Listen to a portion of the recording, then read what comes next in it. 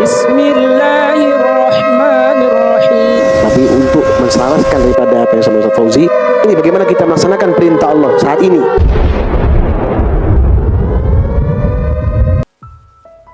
Assalamualaikum warahmatullahi wabarakatuh.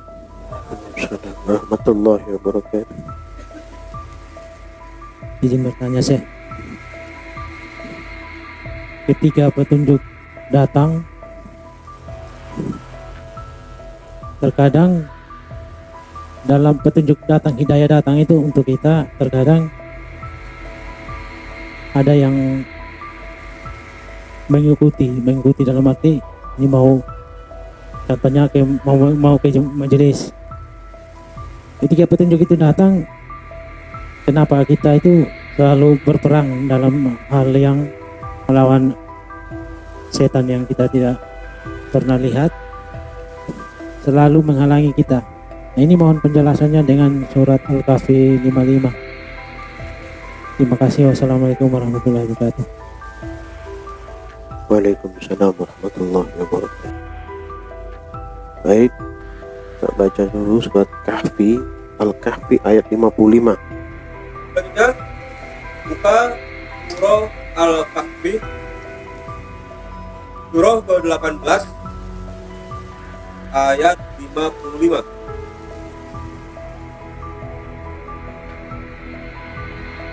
Surah Al-Kahfi ayat 55. A'udzu billahi minasy syaithanir rajim.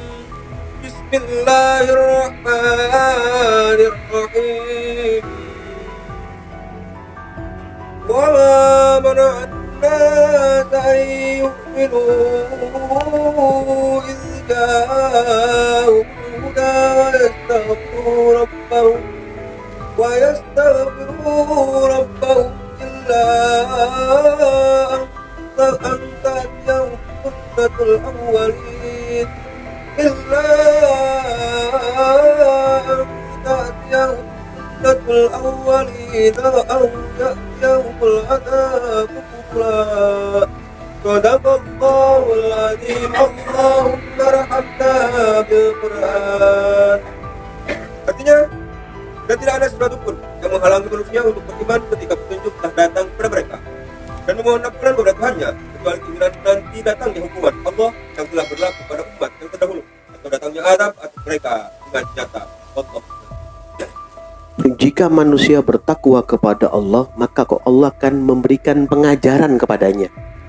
Kalau kita bertakwa kepada Allah, kita istiqomah, maka Allah akan memberikan pengajaran kepada manusia.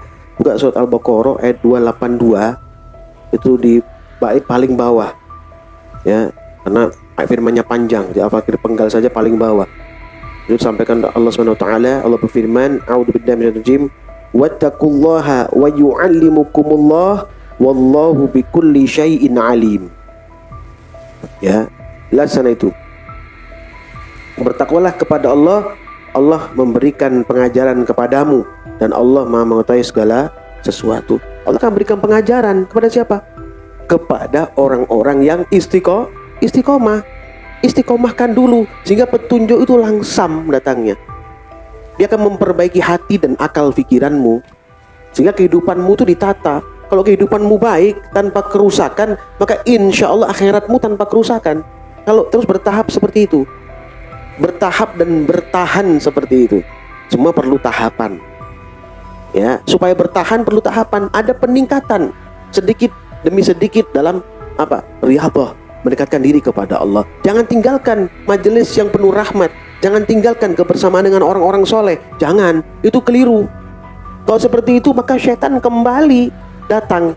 Kamu istiqomah seperti ini, kamu tinggalkan majelis yang penuh rahmat, maka syaitan akan datang lagi ke kamu.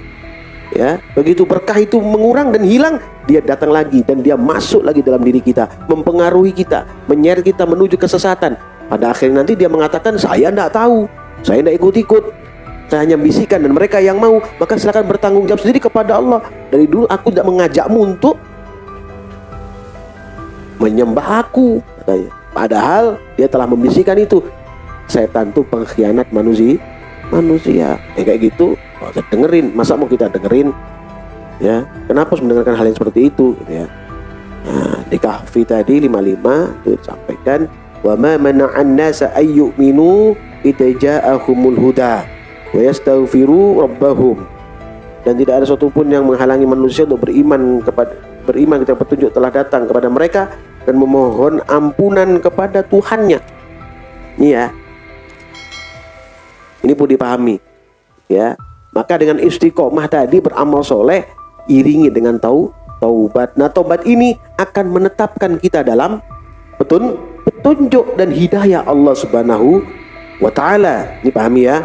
Illa an ta'tiyahum sunnatul awwalina aw ya'tiyahumul azabu qubula.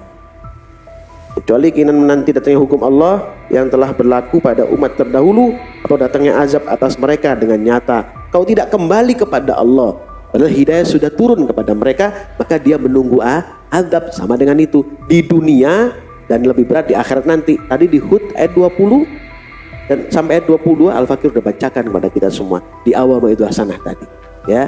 Di dunia akan ada azab dan di akhirat lebih berat daripada azab dunia itu. Jadi ya, lebih spesial lagi di akhirat. Begitu juga nikmat daripada Allah. Di dunia Allah berikan nikmat bagi orang bertakwa. Di akhirat lebih daripada itu, keutamaan-keutamaan kemuliaan akan Allah berikan kepada orang-orang yang bertakwa kepada Allah. Ini ya. Ya, ada lain? Buka firman Allah ya. Surat Shad ayat 7 sampai 17. Coba dibaca Ohan, surat Shad ayat 7 sampai 17. Selanjutnya buka surah Shad surah ke-38 ayat 7 sampai ayat 17. A'udzu billahi minasy syaithanir rajim. Bismillahirrahmanirrahim. سمعنا بهذا في الجنة الآخرة إن هذا إلا اختلاق أنزل عليه الذكر بينا بل هم في شك من ذكري بل لما يذوقوا عذاب أم عندهم خزائن رحمة ربك العزيز الوهاب أم لهم ملك السماوات والأرض وما بينهما وليرتقوا في الأسباب ثم هنالك منجوم من الأحزاب كذبت قبلهم قوم نوح وعاد وفرعون ذو الأوتاد وثمود وقوم لوط وأصحاب الأيكة أولئك الأحزاب إن كل إلا كذب الرسل فحق عقاب وما ينظر هؤلاء إلا صيحة واحدة ما لها فواق وقالوا ربنا عجل لنا قطنا قبل يوم الحساب اصبر على ما يقولون واذكر عبدنا داود ذا الأيد إنه أواب صدق الله العظيم اللهم ارحمنا بالقرآن. Artinya kami tidak pernah mendengar hal ini dalam agama yang terakhir. Ini mengisahkan Allah tidak lain hanyalah kita yang diada-adakan. Mengapa Al-Quran itu diturunkan kepada dia di antara kita? Dan mereka ragu-ragu terhadap Al-Quran, tapi mereka belum merasakan azab. Atau apakah mereka itu mempunyai perbendaharaan rahmat Tuhanmu yang maha perkasa, maha pemberi? Atau apakah mereka mempunyai kerajaan langit dan bumi dan apa yang ada di antara keduanya? Jika ada, maka biarkanlah mereka menaiki tangga-tangga ke langit. Mereka itu kelompok besar bala tentara yang berada di sana yang akan dikalahkan. Sebelum mereka itu kaum Lut, kaum Ad dan Fir'aun yang mempunyai bala tentara yang banyak juga telah diciptakan Rasul kaum Lut dan suku Aika. Mereka itulah golongan-golongan yang bersekutu menentang Rasul. Semua mereka itu mendustakan Rasul, maka pantas mereka merasakan azab. Dan sebenarnya yang mereka tunggu adalah satu teriakan saja yang tidak ada suat. Dan mereka berkata, "Ya Tuhan kami, berikanlah azab yang ditentukan bagi kami sebelum hari perhitungan." Sabarlah atas apa yang mereka katakan, dan tetap akan hamba kami Daud yang mempunyai kekuatan. Dia sangat-sangat kepada Allah. Perhatikan di firman ini surat Shad dari ayat 7 sampai 17. Ya, di sini disampaikan begitu kuatnya kaum-kaum terdahulu. Ya, kaum Nuh, kaum Ad, Fir'aun, kemudian kaum Samud dan kaum Lut lebih kuat, lebih strategis kehidupannya. Allah hancurkan.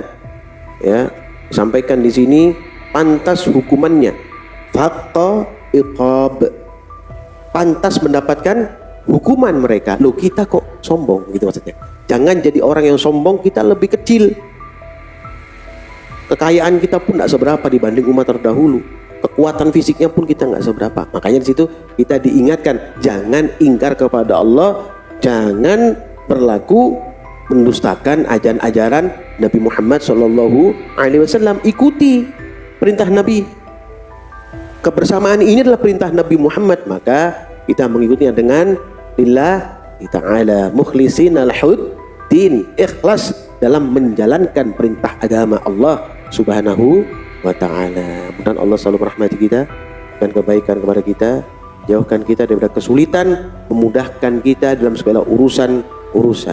Amin amin ya rabbal alamin. Alhamdulillah rabbil alamin.